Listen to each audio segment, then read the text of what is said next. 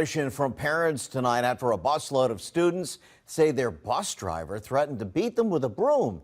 Chesterfield police are now investigating. Meanwhile, Ashley Hendricks spoke with parents who called 12 on your side, hoping to get answers.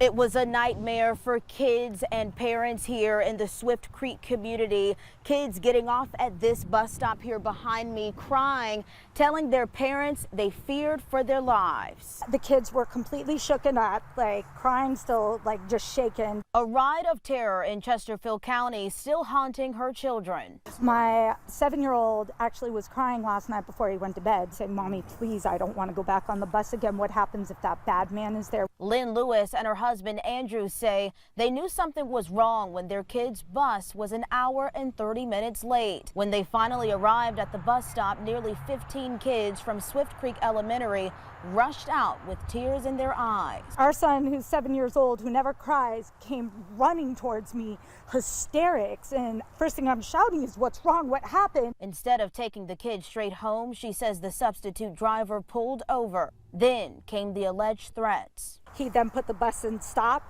took the broom that was on the bus, started going up and down the aisle, telling the kids that if they didn't shut up, that he was going to use the broom and he was going to beat all of them until they were bleeding. The parents questioned the driver, who they say slammed the bus doors and sped off without saying a word.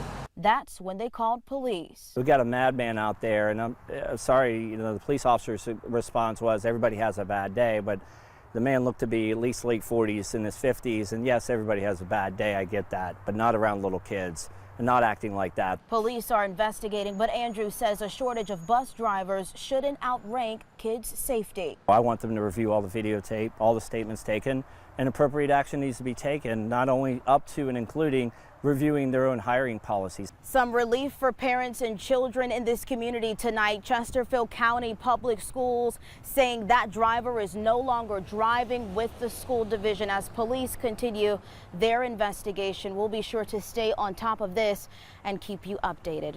For now, on your side here in Chesterfield County, Ashley Hendricks, NBC 12 News. Thanks,